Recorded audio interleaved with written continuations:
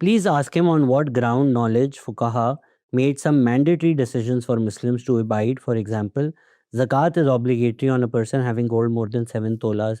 In what era this had been implemented? دنیا میں ہمیشہ سے انسانوں کے اوپر جو ظلم ہوتا تھا وہ سب سے روشن اس کی صورت کیا ہوتی تھی کہ جو حکمران ہوتا تھا وہ اپنی ریاست کے اخراجات پورے کرنے کے لیے آپ کے مال میں تصرف کر کے ٹیکس کے نام پہ اسے سب کچھ لے لیتا تھا۔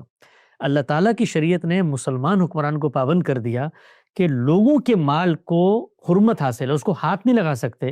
یہ مقدار ہے جو لوگوں کو پابند کیا کہ جا کر اپنے حکمران کے قدموں میں رکھ کے آؤ، کیونکہ جب ریاست کے پاس پیسہ نہیں ہوگا تو ریاست کے جو اجتماعی معاملات ہیں وہ پورے کیسے ہوں گے؟ تو وہ مقرر کر دیا کہ جو آپ کی مالیت ہے، جو آپ کے پاس مال ہے، اس میں بچت ہوئی ہے تو 2.5%، پروڈکشن ہو رہی ہے تو 5-10، اور اگر کوئی عطیہ خداوندی سے چیز آ گئی ہے تو 20%۔ یہ مدات طے کے ہیں۔ اب اس کے بعد یہ ریاست کا استحقاق ہے کہ وہ نصاب کیا متعین کرتی ہے، یعنی کتنے مال کے اوپر وہ زکوٰۃ لیتی ہے۔ مثال کے طور پہ پاکستان میں آپ دیکھیے اس وقت ہمارے جو ٹیکس کے سلیب بنے ہوتے ہیں تو اس میں 1 لاکھ روپے اگر کسی کی آمدن ہے تو اس کو مستثنیٰ کر دیا جاتا ہے۔ تو یہ جو چیز ہے کہ کتنے مال کے اوپر زکوٰۃ لینی ہے، کتنا مال ہوگا تو زکوٰۃ لینی ہے، یہ انسانوں پر چھوڑ دیا گیا ہے۔ سونے کے اندر اور چاندی کے اندر، کیونکہ پہلے دور کے اندر سونا چاندی صرف مال نہیں ہوتا تھا، وہ آپ کے مبادلے کا ذریعہ بھی ہوتا تھا، کرنسی بھی ہوتی تھی۔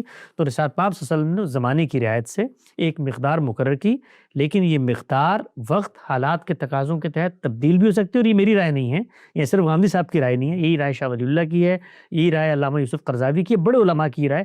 آپ اس میں دیکھیے کہ کم سے کم پیداوار کیا ہو جس پر زکوٰۃ لینی ہے۔ اگر آپ وہ دیکھیں تو اس دور کے لحاظ سے وہ ایک بندے کی روٹی بنتی تھی، لیکن آج کے دور پہ جب آپ اس کا انطباق کریں گے تو 5 روپے بھی نہیں بنیں گے وہ۔